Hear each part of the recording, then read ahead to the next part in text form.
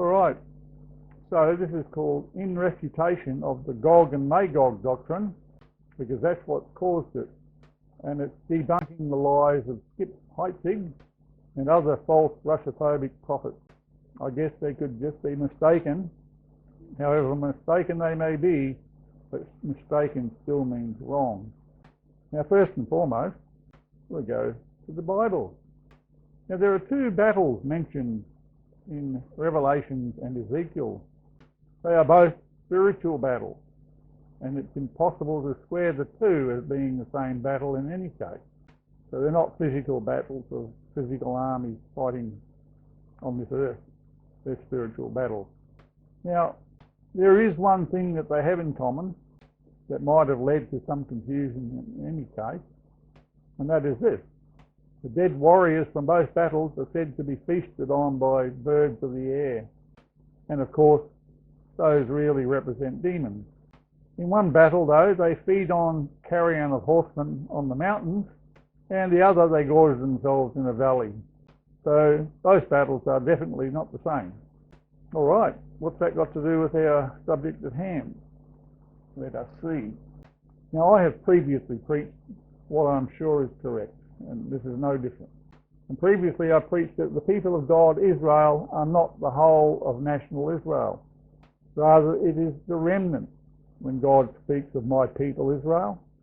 And they were those of the diaspora who returned to Jerusalem on the day of Pentecost, the day that Daniel prophesied as saying, blessed are they, etc., etc., and that's another subject. Now, these are also prophesied in Ezekiel 39:27, where it says, quoting God, God will fill them with his spirit, which he did on the day of Pentecost. And thousands of his people from the gathered remnant of Israel were saved and filled with the Spirit, speaking in tongues, also on that forecast day of Pentecost. And that's recorded in the 2nd chapter of Acts. Now, I have more to say in refutation of the political Gog and Magog battle doctrine of the evangelicals and the latter-day Pentecostals, etc. Now, at this point, those false teachers' doctrinal lies or careless falsehoods need to be pointed out. Firstly, they say the word Rosh refers to Russia by a simple sound comparison in the English translation. That's pretty lame, because the Bible wasn't even written in English. Anyway, they say the word Rosh refers to Russia. However, that word Rosh is only to be found in some translations in any case, and even then it only means leader. And it is definitely not a name referring to any people, and especially not Russia. That fallacy is what Heitzig proposes to be the case in order to suit his false narrative, even though he didn't really make up the story, he just preaches it. At that time, Russians were called Kievians, deriving from the place called Kiev. This city actually derives from the Slavic Kievian Rus, who are otherwise called Kievians, a Slavic Khazar Jewish combination, which now calls itself Ukraine, which you might have heard of recently. And that, of course, has nothing to do with Russia either. And of course, today it's referring to the capital city of Ukraine, which is nowadays shortened to just Kiev by the Ukrainians, just to complicate things further. Either Kiev or whatever. The place name Russia does not derive from Rosh, but from the Slavic word Ruskia of the Vikings. And they were primarily the Slavs who eventually settled in Russia. Confused much? Don't be. The word Russia did not derive from Rosh at all, period. In fact, by declaring that Russia is derived from Rosh, it's like saying that America came from the word Mary or something. You know, America. It's that silly, and it's a bald-faced lie made up by idiots, and it needs to be rejected outright. Furthermore, Meshach is another name in the Bible, and it's another place which was not a reference to Russia or Moscow either. Meshach doesn't sound anything like Moscow, but it was identified in the past as all the lands south of Ukraine, including Turkey, which is historically Tubal. Magog had nothing to do with Gog either. Gog and Magog. It had nothing to do with it. It's a bit like saying Jonathan has a connection to Nathan. Silly, huh? Magog was actually Japheth's son, second from Noah. In Ezekiel, though, we find some confusion. Gog now becomes the individual and Magog is his land. In reality, though, only Magog is the person and Gog is just for short, like we do with names. We do that, don't we? We shorten them. So Magog was shortened to Gog. In Revelations 20, we see Gog and Magog mentioned again. This time, it is at the very end of time, and it refers to all the nations under Satan from the four corners of the earth. This, of course, has to be a spiritual battle, and we may be in it now. Maybe it's just the beginning of sorrow, or maybe not. The evangelical church has historically declared Russia to be the enemy of God from around 18th century. This came along with the false British Israel doctrine. They have believed in that false doctrine for quite a while now, so they posit the popular enemy, which most people in the church fully sanction. As far as allies go, in the Bible story, Persia and Ethiopia and Libya, they're all self-explanatory.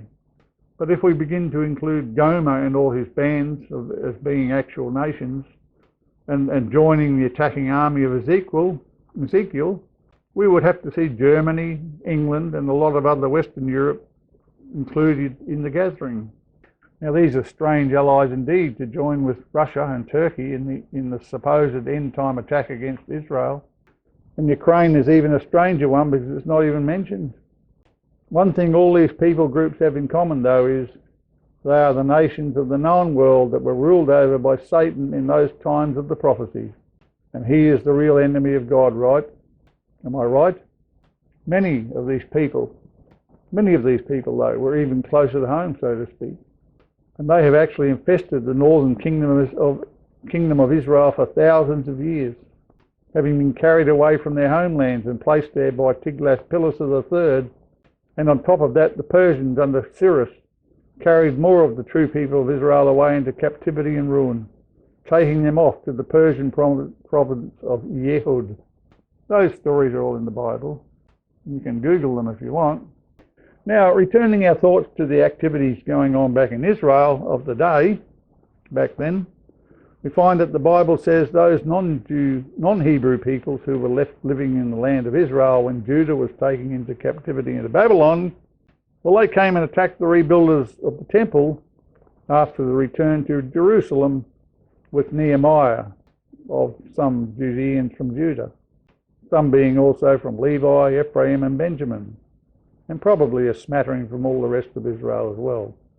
The rest of Judah, however, who stayed back in Babylon, fell permanently away to the Jehudic false religion of Yahwism, and by so doing became called Jews. And many of those Jewish priests found their way back to Judah as Pharisees, rabbis and scribes during the Greek and Roman occupations. Those were of their father the devil, as Jesus said. That's your jury, folks, and it applies to all who take up that religion of the snake to this day. And Russia once again resumed occupation of the defeated lands, and they then remained in Ukraine and Poland until fairly recently. East Germany, etc. also, as you know. Now, the latter Germans and Poles had their wall and solidarity moments respectively in recent history, thus gaining their autonomous nation-state positions we see today.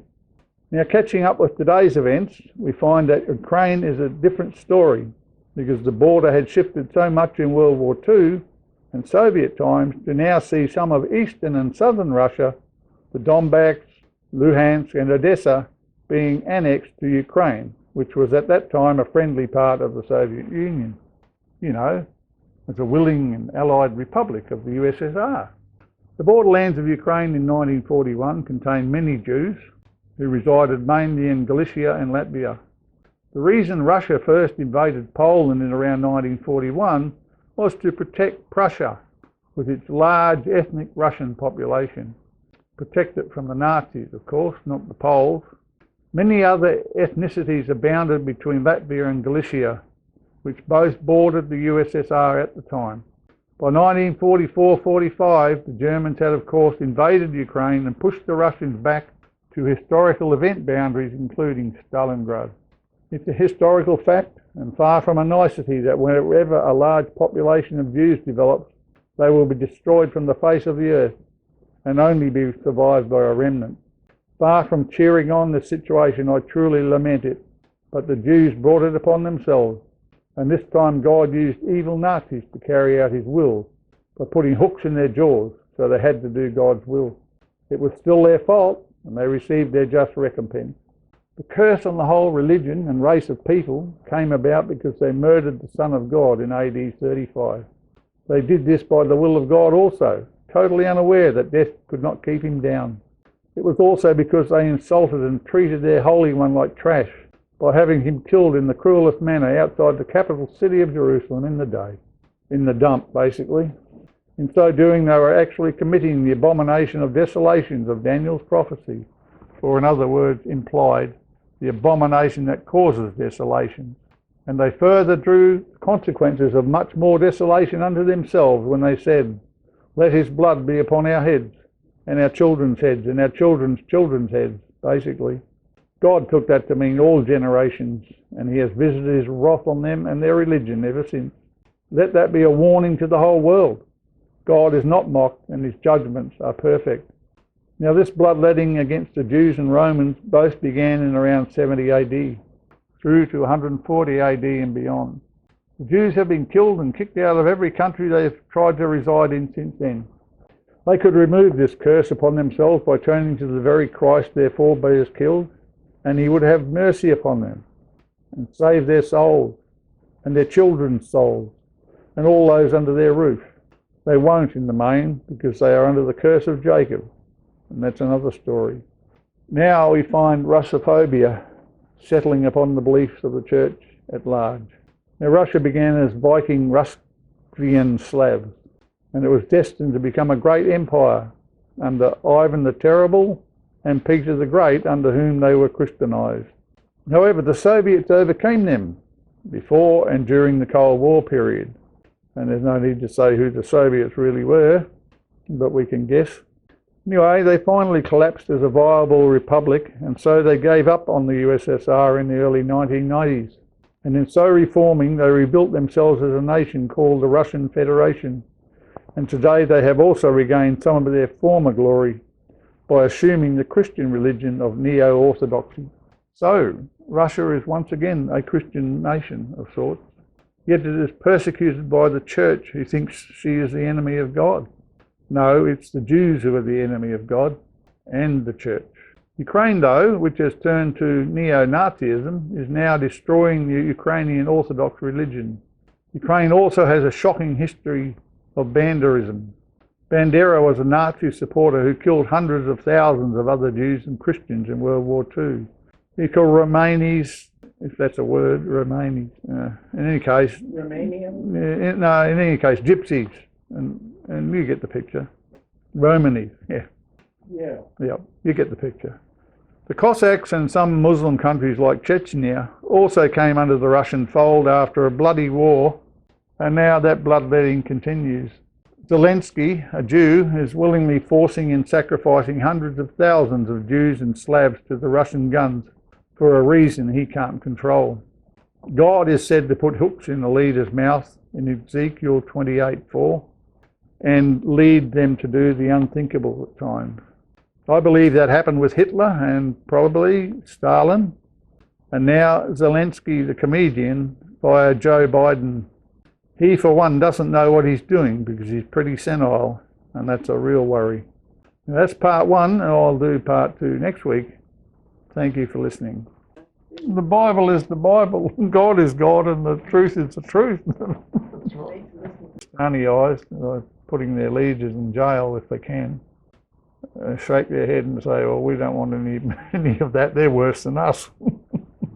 I mean, Niger is a country where they're better at coups than football matches. You know, they seem to have a coup about every other year, but they want to do democracy now. And so I'm not so sure what's going on with the guy that they've got under arrest or whatever. But people are saying, oh, Wagner's going to go back there and sort them out. Well, I'm not so sure about that. They've got to sort themselves out sometime or another. If France stays out of it and Russia stays out of it, they might have a chance. There's other African nations that are willing to step up to help. Let them sort it out themselves, I say. But anyway, who am I? I can just teach from the Word of God. Okay, so I don't have anything further to say on that subject.